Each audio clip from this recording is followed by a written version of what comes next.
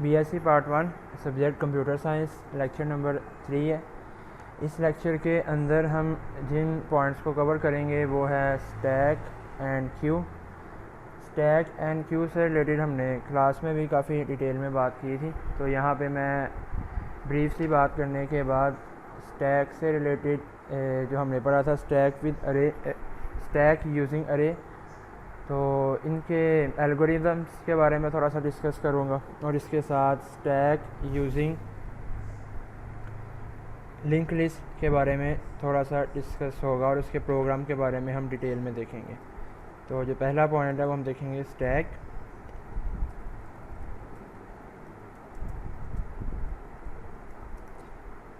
तो सबसे पहले हम स्टैक को देखते हैं। A stack is a type of data structure based on the technique of last in first out। Stack basically एक ऐसी टेक्निक होती है जिसके अंदर हम मेमोरी के ब्लॉक्स के अंदर डाटा को ऐड करते हैं, और ये जिस टेक्निक के ऊपर काम करता है वो होती है लास्ट इन फर्स्ट आउट। इसका मतलब है कि जब हमने डाटा को ऐड करना है तो जो सबसे लास्ट में डाटा ऐड होगा, जब हम उसको आउट करेंगे तो वो सबसे फर्स्ट वाला डाटा पहले आउट होगा। फॉर एग्ज़ाम्पल यहाँ पे हम देख सकते हैं लास्ट इन फर्स्ट आउट का कॉन्सेप्ट क्या है कि सबसे पहले हमने 2 को ऐड किया, उसके बाद 5 को ऐड किया, फिर 7 ऐड किया और फिर 1 ऐड किया। लेकिन जब हम इसको आउट करेंगे तो इस टॉप पोजीशन से हम आउट करेंगे। ये टॉप बेसिकली पॉइंटर है जो कि इसका स्टार्टिंग पॉइंट, इसका फर्स्ट पॉइंट बता रहा है। ये हमारा एक फ़िक्स पॉइंट होता है। हमने जब भी ये स्टैक बनानी होती है तो उसको हमने उसका पॉइंटर ज़रूर बताना होता है, स्टार्टिंग पॉइंट हमने ज़रूर बताना होता है कि हमें पता लगे कि हमारी टॉप पोजीशन क्या है। तो ये एक पॉइंटर है, यहाँ से फिर हम इसको आउट करना शुरू करेंगे। तो ये जो कॉन्सेप्ट है इन और आउट का, इसको हम पुश और पॉप का नाम देते हैं। पुश का मतलब है कि हम जब डाटा को ऐड करना है और पॉप का मतलब है जब हमने डाटा को आउट करना है। तो जो सबसे लास्ट पे डाटा आएगा, अब यहाँ पे 1 जो है सबसे लास्ट पे डाटा आ रहा है, तो जब हम इसको पॉप करेंगे तो 1 जो है ये सबसे पहले आउट होगा। तो इस कॉन्सेप्ट को हम स्टैक का नाम देते हैं। Last in first out is a technique for storing data in a data structure and retrieving it. इस टेक्निक की मदद से हम डाटा को डाटा स्ट्रक्चर में स्टोर करते हैं और उसको रिट्रीव करते हैं।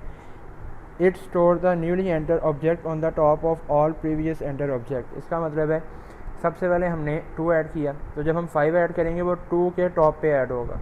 जब हम 7 ऐड करेंगे तो वो 5 के अपर पोजीशन पे ऐड होगा, और इस तरह जो भी हम डाटा ऐड करते जाएंगे वो इसकी अपर पोजीशन में ऐड होता जाएगा। तो इसको हम कहते हैं पुश ऑपरेशन।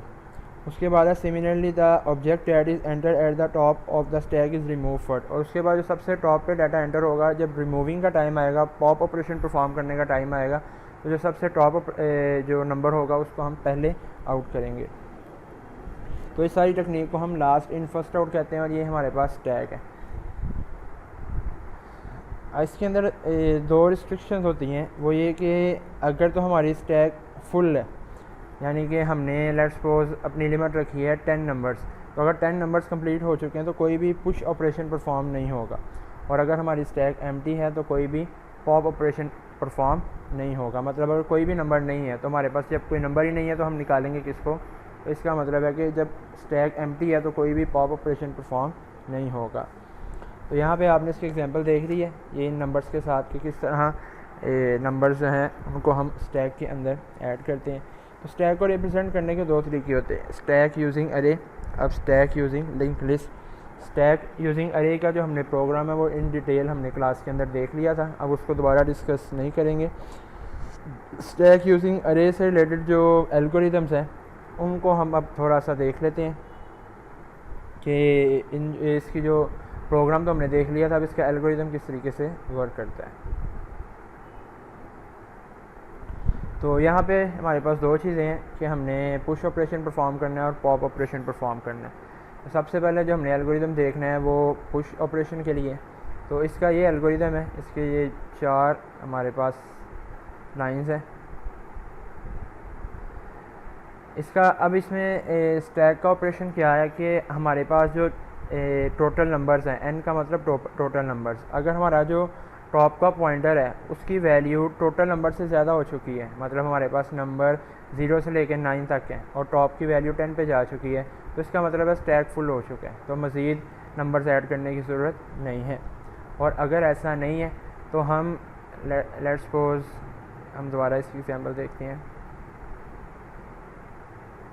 अब हमारे ये जो टॉप 0 1 2 3 इस टाइम टॉप की वैल्यू 3 है, तो हमने अगर अगला नंबर ऐड करना है तो टॉप को हमें ऊपर लेके जाना होगा, तो इसका मतलब है हम लिखेंगे top is equal to top plus 1, तो 3 + 1 4 हो जाएगा, अगली पोजीशन पे आ जाएगा। जब ये अगली पोजीशन पे चले जाएगा तो उस पोजीशन के ऊपर हम एक नंबर ऐड कर देंगे।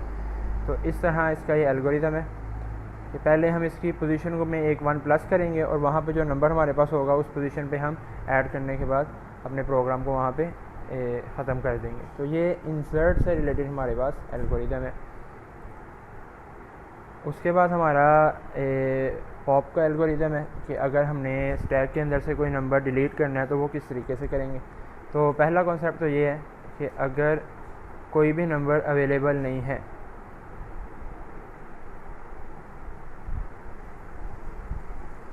लेट्स सपोज यहाँ पे कोई भी नंबर हमारे पास अवेलेबल नहीं है, तो इसका मतलब है टॉप की वैल्यू 0 है। तो अगर टॉप की वैल्यू 0 है तो हम कोई भी नंबर मतलब आउट नहीं कर सकते। जब वैल्यू ही कोई नहीं है, टॉप की वैल्यू बिल्कुल 0 पे है, तो इसका मतलब है हम कोई भी पॉप ऑपरेशन परफॉर्म नहीं कर सकते। जिस तरह इसकी रिस्ट्रिक्शन में हमने देखा था कि अगर स्टैक एम्प्टी हो तो पॉप का ऑपरेशन परफॉर्म नहीं होगा। तो पहला जो पॉइंट है वो ये है कि अगर टॉप इज़ इक्वल टू 0 है तो हम कह देंगे स्टैक एम्प्टी, और अगर ऐसा नहीं है तो जो सी भी वैल्यू टॉप पे मौजूद है, टॉप पॉइंटर जिसको भी पॉइंट कर रहा है उसको हम पॉप करेंगे और टॉप की वैल्यू को 1 माइनस कर देंगे। इस तरह हम यहाँ पे देखते हैं इस टाइम जो टॉप पॉइंटर है वो 1 पे है, तो हम इसको पॉप करेंगे और उसके बाद इसकी वैल्यू को डिक्रीज़ करके -1 करके हम 7 पे ले आएंगे।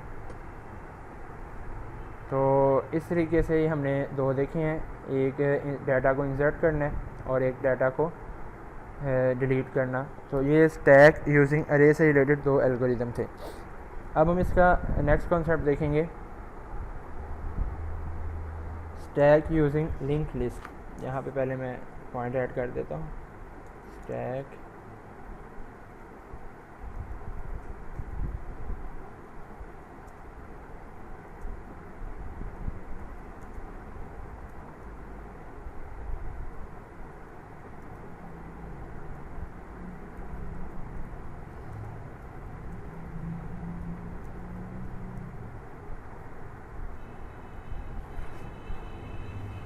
अब स्टैक यूजिंग लिंक लिस्ट के कॉन्सेप्ट को हम मुख्तसर सा देखेंगे कि इसका ये लिंक लिस्ट की मदद से हम स्टैक को किस तरह फिल कर सकते हैं, किस तरह पुश का और पॉप का ऑपरेशन परफॉर्म कर।